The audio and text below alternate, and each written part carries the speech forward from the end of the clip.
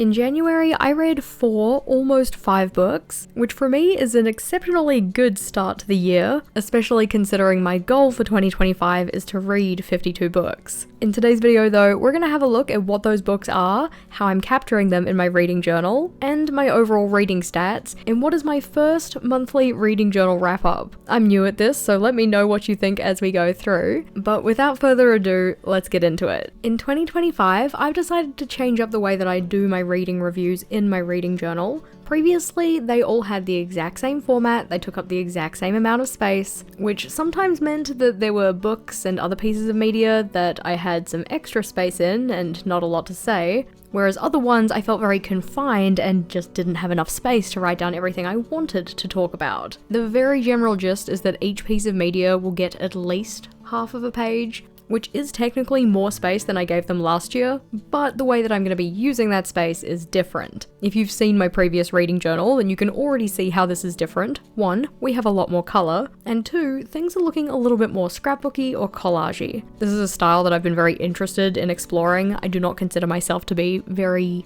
good at collaging, but I think that through this process I am gonna get better, especially if I maintain consistency throughout the year with it. The first book that I finished for the year though was The Power of Moments by Chip and Dan Heath. Chip and Dan Heath is maybe a slight running joke in our book club. They were authors that were featured in our very first year of the book club, though we didn't read The Power of Moments, we read Decisive. And this book is actually a reread for me, as were a lot of the books that I read in January. I didn't really go into the month intending it to be that way, but it just so happens that out of the books I read, more than half of them were rereads. This book is a non-fiction book, kind of in the self-help genre. I don't really know where the line is drawn on that, to be honest, but essentially it looks at the different elements that go into making a moment memorable, why some events and experiences stand out, whereas other ones just kind of fade into the background. Making more memorable moments is one of my goals for the year, so I thought it was a great idea to start my year with a reread of this. And just like I rated it the first time I read it, I did give this one a 5-star.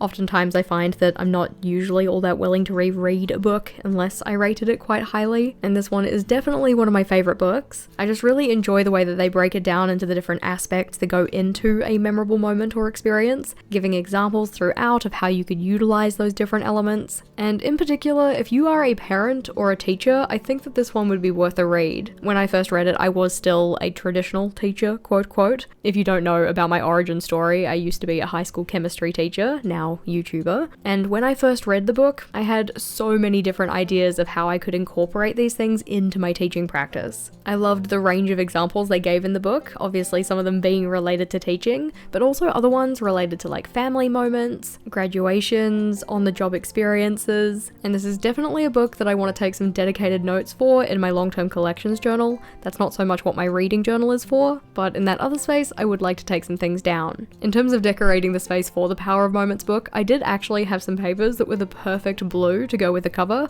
but then the cover kind of got lost in my little collage, so I ended up going with yellow instead.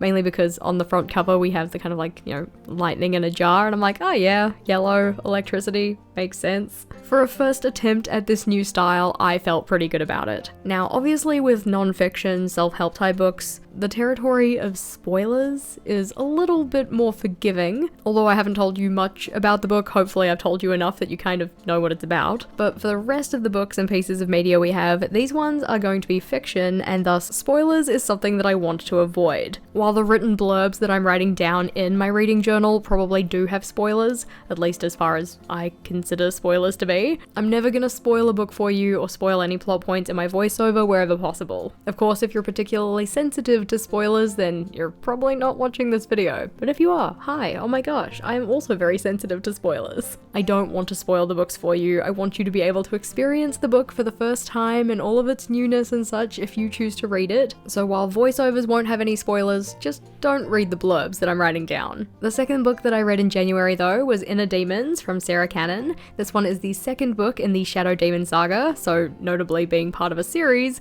how much can I really say here? From my understanding, understanding, at least at this point in the series, we're following Harper. We get introduced to her at the very first page of the first book, so I don't really think that's much of a spoiler. But while the first book in the series was about her moving to a new town and kind of getting settled, I suppose settled is probably a strong word for it, but in the second book, she's now fallen in with a different crowd, a more popular crowd than she's typically used to, and is now trying to navigate not only the typical kind of teenage stuff of like, oh gosh, am I fitting in and all of that kind of thing, but also the mysteries surrounding this group, like who is actually connected to it, how much power do they hold in both the town and also in the sense of magic, because this is a fantasy series. And I think the thing that really stood out to me in this book is how much you can kind of see an author through their writing.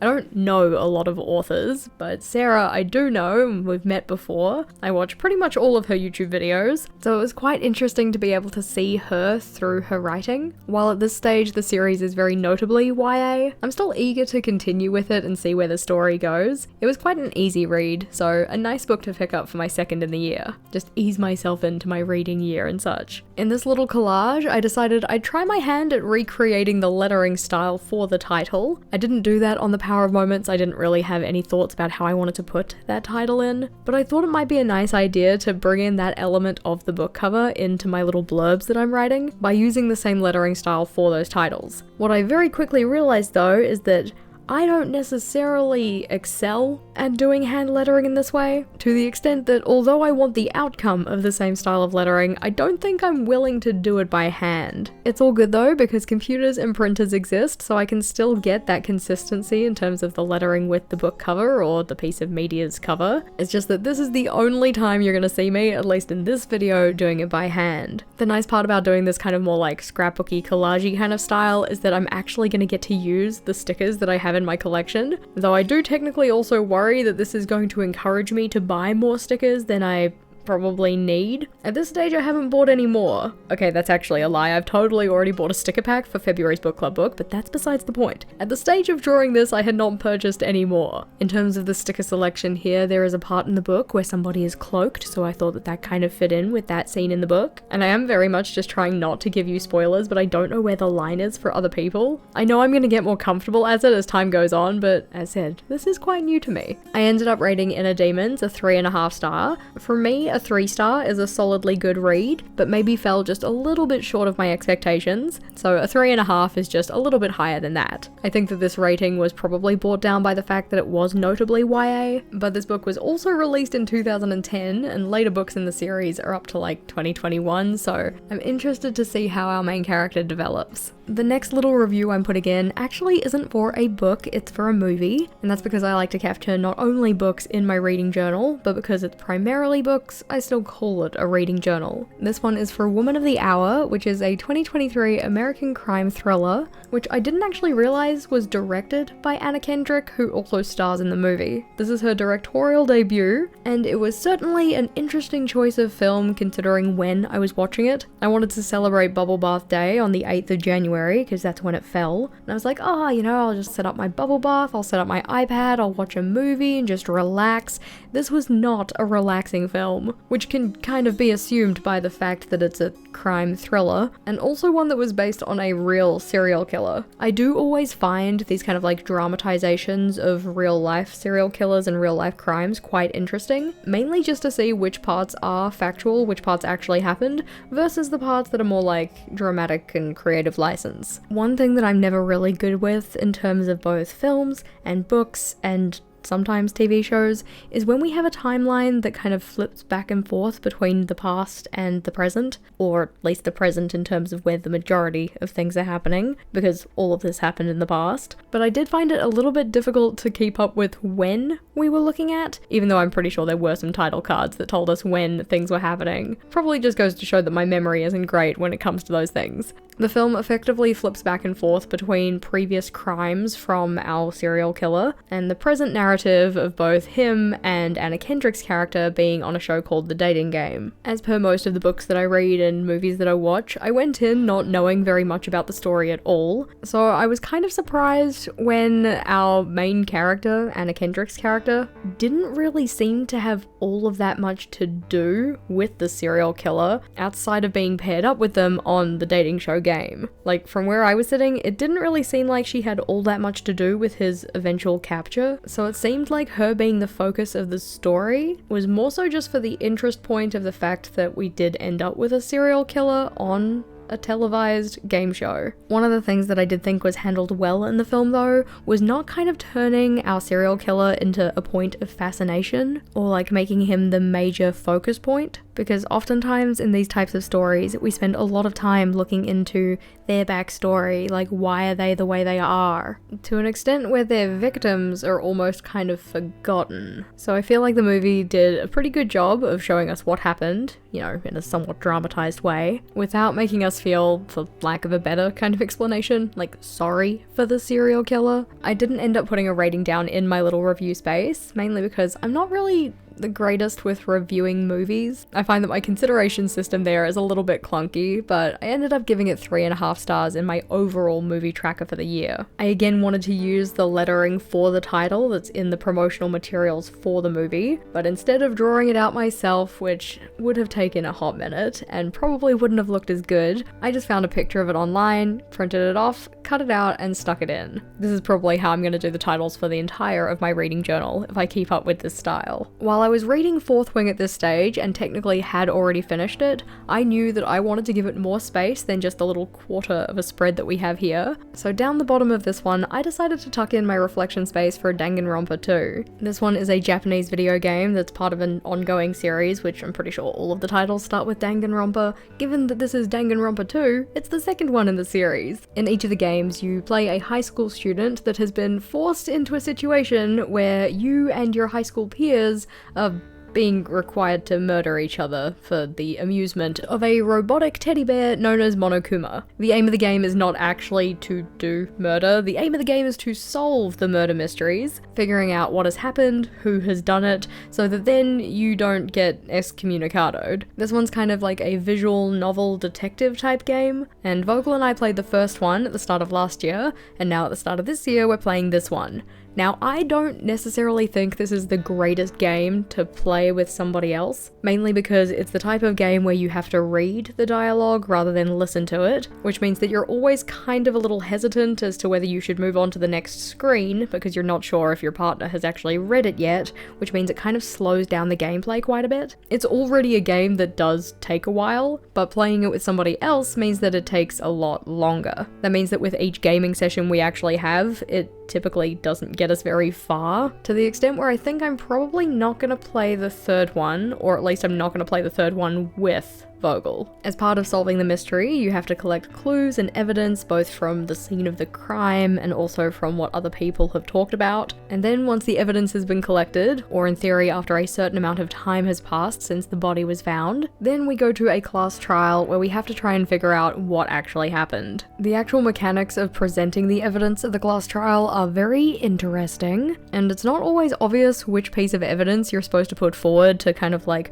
rebut different points made by your classmates or prove your point in general. Honestly, for most of them, Vogel and I end up using a walkthrough because you're not necessarily sure which piece is supposed to be put forward. But I do like the story element. It's always interesting to see who has committed the crime, with sometimes it being kind of obvious from the get-go, and other times it really only getting revealed when you're at the class trial. We haven't actually finished with this game at this stage, so I left a little bit of space to write some final notes. And in terms of the decoration that I've used in this one, we have the little Monokuma drawing down in the bottom left, we have one of our favourite characters in the bottom right, and then in the top right we have the title typography for the game. It's certainly an interesting style of game, not necessarily one that I would have played by myself, but Vogel was interested in it, it was something we could do together, so it's been a bit of fun using that for our joint gaming time. Flipping over though, and back to books, I wanted to have my review spaces for Fourth Wing and Iron Flame together, mainly because I read them back to back, they're part of the same series, they're both rereads for me, and I just like the idea of them being together in my reading journal. But because I knew I wanted to do a bit more than just a quarter of a spread on these, I gave each of them their own page. Most of this honestly got filled up with decoration because I didn't necessarily pre-plan how big I wanted the pictures to be before I just went in and printed them, and I certainly wasn't going to reprint them because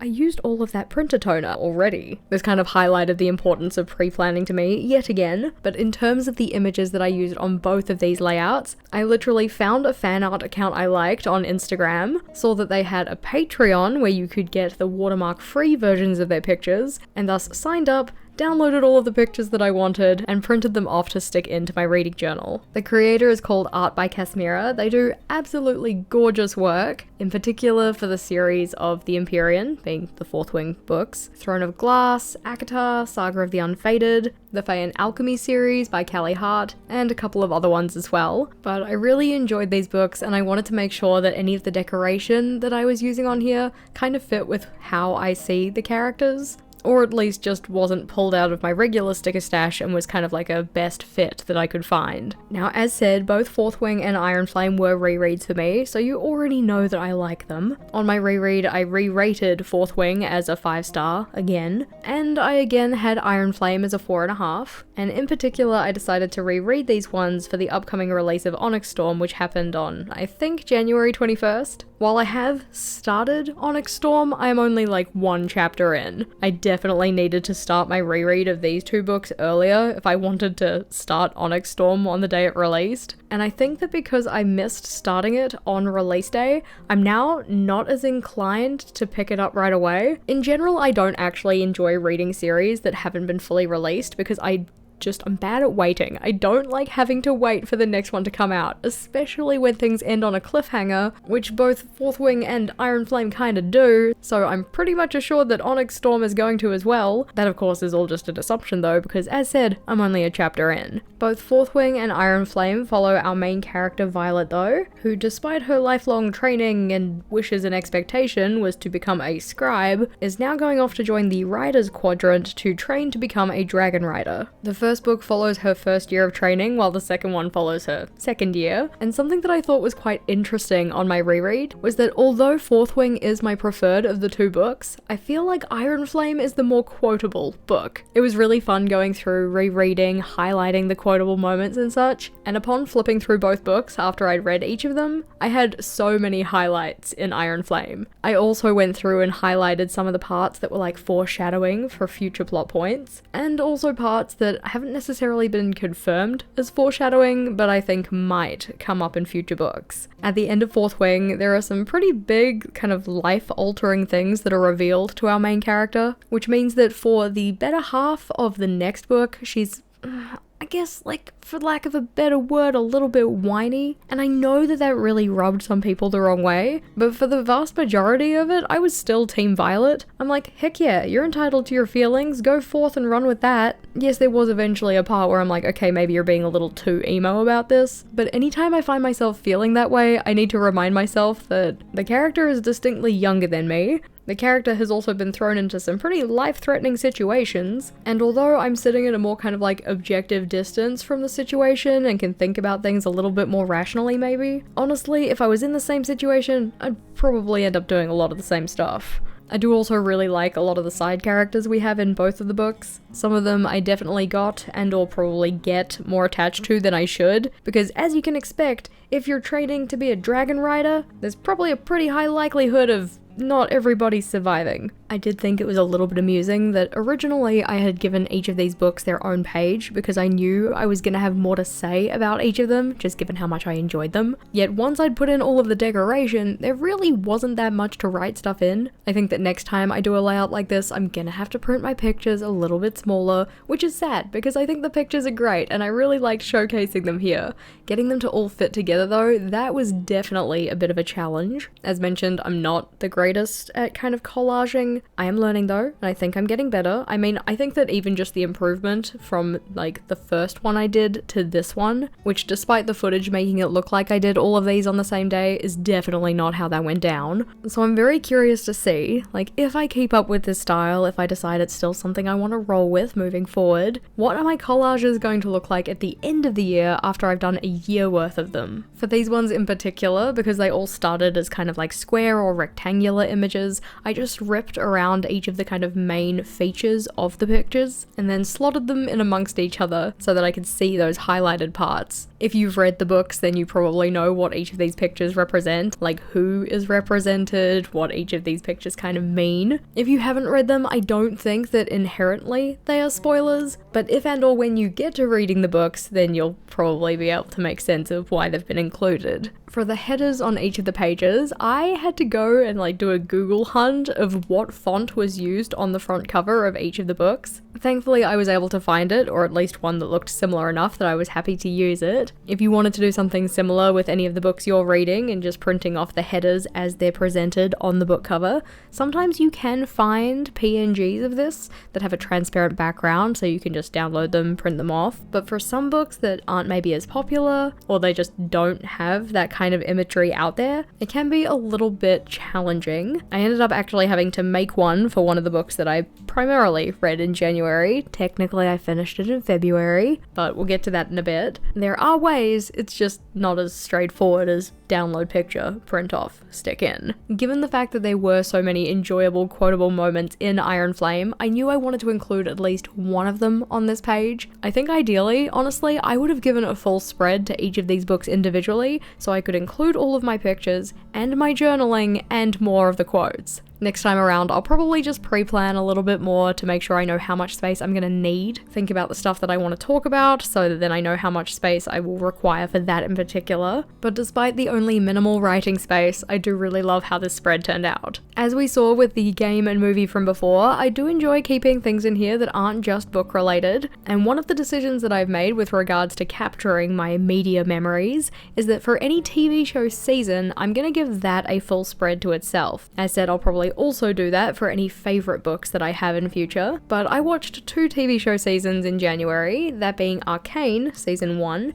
and Arcane Season 2. While Season 1 was a rewatch, I was rewatching this in preparation for watching Season 2, which I hadn't seen before. I found this large panel of decoration that highlights a bunch of our characters from Season 1, and that one I've just stuck down the entire right-hand side of the spread. I love that it effectively is already collaged, so I don't have to do a lot of work there. And I also had another larger piece of decoration that I knew I wanted to span the entire of one page, at least horizontally, so I stuck that one in the bottom left. This left pretty much the rest of the space on the page for just writing in my thoughts and feelings, because there are a lot of different characters in this show, so I wanted to not necessarily touch on every single one of them, but on as many as I felt like I had something to say about. Arcane is a really good show. I really enjoyed it. I really enjoyed watching it the first time, and watching it on the rewatch for Season 1 was also really good. This one is based on characters from the League of Legends game, which again, going into media, I often don't really know very much about any source materials. I don't know about the plot or where we're going with things, so I went in with not very many expectations, but I think as far as game adaptations go, this one is definitely one of the best that I've seen. I have literally zero idea of how true it is to the source material, being the game, but some general information is that this one is based in a place called Piltover, in a universe that has magic, but not everybody is a magic wielder. One of our characters has experienced magic firsthand,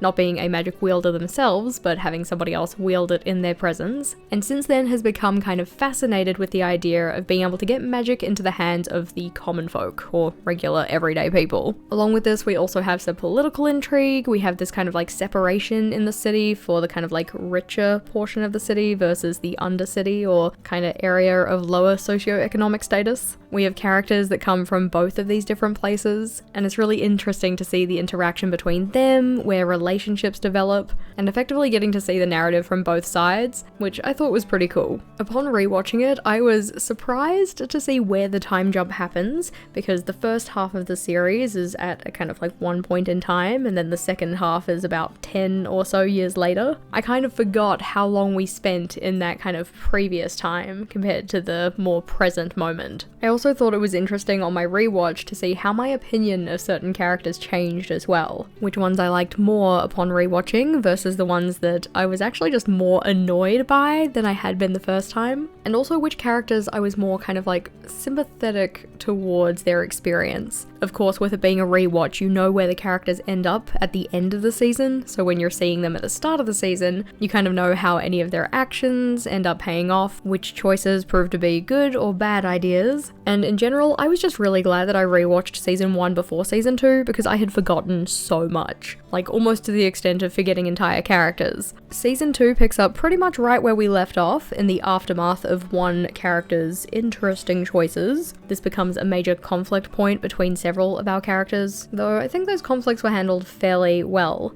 We do have a couple more time jumps in this season, one being jumping to several months after the end of season 1, and then jumping again to at least several months after that. Honestly, as mentioned, time jumps and Jess don't really work well together unless it's very explicitly stated, like 5 years later or whatever it is. And even then, I still sometimes have trouble remembering that we've had a time jump. It would have been nice if the timeline in this one was a little bit more obvious, and in terms of comparing season 1 to season 2, season 1 was my preferred one. I do think it was better? I don't know, I just enjoyed it more. I think it's just more that by comparison, the plot of season 2 felt a little bit more strange. We had a side plot happening for one of our characters that didn't seem all that connected to the main story, and really only seemed to be there so that we could turn that character into a character for the game. I don't know if that's necessarily the case, but that's kind of just what it felt like. As someone who doesn't play the game, that was also kind of just weird. We also had the awkward point that at the start of season 2, we get introduced to a couple new characters,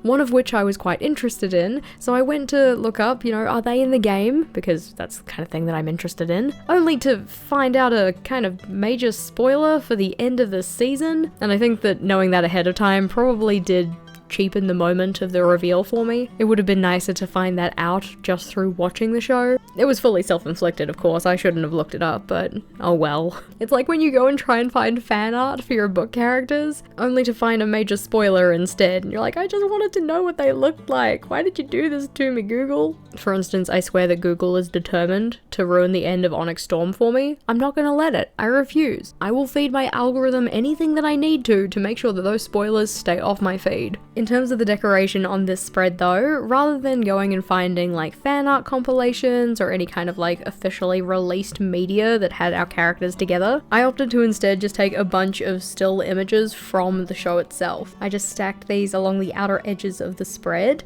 and then filled all of the inside part with my journaling. Comparing my layouts for season 1 versus season 2, I do like both of them.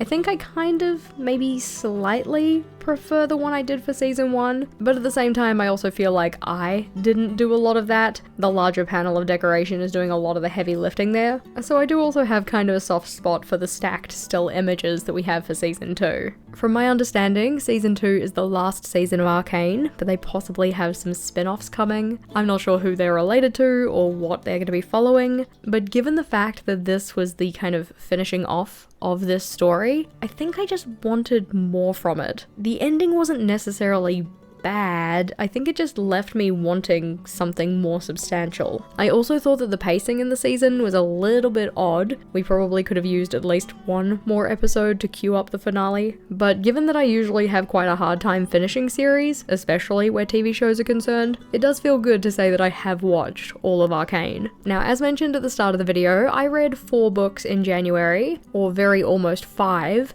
and that's because the 5th book I finished on the 1st of February, but given the fact that the book itself was our January book club book, we're going to talk about it anyway. This one was Nettle and Bone by T. Kingfisher. This is the first book from T. Kingfisher I've read, and it's definitely one of those books that I wouldn't have read if it wasn't for book club. That's one of the things, honestly, that I really love about book club. It gets me reading things that I wouldn't otherwise read by myself, and this one's effectively kind of like a dark fairy tale. The general gist is that our main character, Mara, is a princess, and she's the youngest of 3 sisters, and while she herself has been living for a decent period of time in a convent, her sister has been married to a prince who just in general is not a great guy. This is one of those books that if you're sensitive towards particular content or themes, then it's probably worth checking the content warnings. I usually don't take too much of a problem with any type of content in a book, and while the themes of this book didn't necessarily change that for me, there were certainly some uncomfy feelings in parts of it. That being said, I did enjoy it. I gave it 3.5 stars. I thought that the inclusion of humor in the book alongside the darker themes was actually quite well done. Not in the sense of making light of the situations, but more so just to make dealing with them more digestible, I suppose. This is one of those books where we don't necessarily start the book with all of the characters. Some of them get picked up along the way, and while there's always the risk of certain characters not having enough kind of contact time with us as the reader,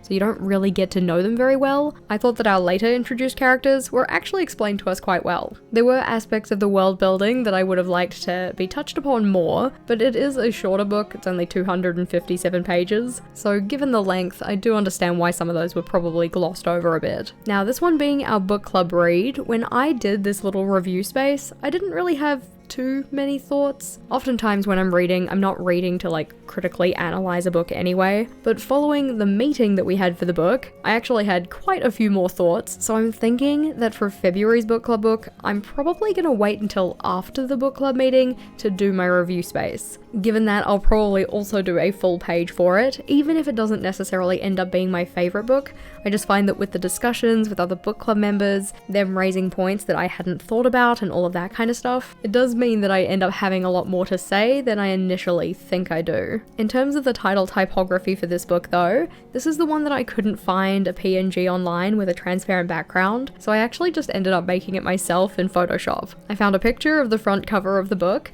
and removed everything that wasn't the Nettle and Bone header, and because it was white and I wanted to be able to print it off, I then just added in a simple border. I think it turned out pretty good. I'm quite pleased with how it looks, though I probably could have printed it just a little bit smaller so that I had more writing room for thoughts. That's alright though, this was just the first month of doing these reviews, so I'll hopefully make better choices in terms of spacing and styling moving forward. One of the things that I have been most excited about for this year's reading journal though, is doing monthly statistics pages. I love stats, just in general I think they're a lot of fun, and I was always very jealous of people who had their little pie graphs and their little reading wrap-up layouts. I wanted to have those in my reading journal as well, so I'm very excited to be putting them in now. And rather than starting in the media breakdown space, I got too excited to stick my little cover pictures in, so I instead started filling in the highlight section. This is where I just get to pick 4 of the pieces of media that I consumed across the month, the ones that stood out or I enjoyed them the most. So the ones that I selected were Fourth Wing, Iron Flame, Arcane Season 1, and The Power of Moments. That's not to say that the other ones were bad, it's just that these ones were my highlights, my top tier ones, my favorites. I am interested to see what will happen on a month that I don't have any that really stand out, or ones where I just don't have 4 items that I want to highlight. But in terms of my media breakdown, for this one I'm just writing in how many books, how many movies, how many TV show seasons, and how many games I consumed. I already had a little highlighted box to just write the number in, and then beside this I put in a little bar graph just with my Tombow dual brush marker. Originally, I just went in with a pale blue pen, but I did end up going in at the end with some darker blues, just so that I could actually see the bar graph. The pale blue pen that I was using was quite pale, which is great for second line highlights, but not quite so good for a bar graph. The section at the bottom of that left-hand page is designated for quotes. Previously, I have had a quotes page in my reading journal, and I didn't write pretty much anything in there. I was a little skeptical as to whether I was even going to have any quotes to write anything in here, but as said, I found Iron Flame to be very quotable. So of the 4 quotes that I ended up writing down, 3 of them came from Iron Flame. There were definitely more that I could have included, but I tried to just pick out a couple of my favorites. The January in numbers space is a place for other statistics that I don't necessarily need to have like a graph for or anything like that. The ones that I ended up including were the average rating of the books that I read, the pages read, which was 1,657, the minutes watched, this one being in particular for movies and TV shows. I had 11.1 hours or 667 minutes. I also put down how many series I read from. That was 2, so one being the Shadow Demon Saga and the other one being the Empyrean, and how many standalones I read, which for this month was technically technically only one because I finished Nettle and Bone in February. That means that Nettle and Bone is going to be captured in my February statistics, even though we already looked at the review for it. I felt like it just made more sense to do the review now because it was the January book club book. And plus, at the time of recording this, we literally had the meeting today, so it's also the freshest in my mind. If I had have left it for the February wrap-up, I probably wouldn't remember half of my thoughts. For the little pie graphs I included though, which was one of the main points of doing the statistics page, we have one for read format, so was it physical, audiobook, ebook, or some kind of mixture or immersion read, what genres did I read from, and what were my rating statistics. In terms of my read formats, half of them were done as digital books, which is pretty typical for me. I mainly read ebooks, but it was also nice to see the rare occurrence of a physical book, which was The Power of Moments, because I got that one for Christmas. And we also had one book that was read both digitally and via the audiobook.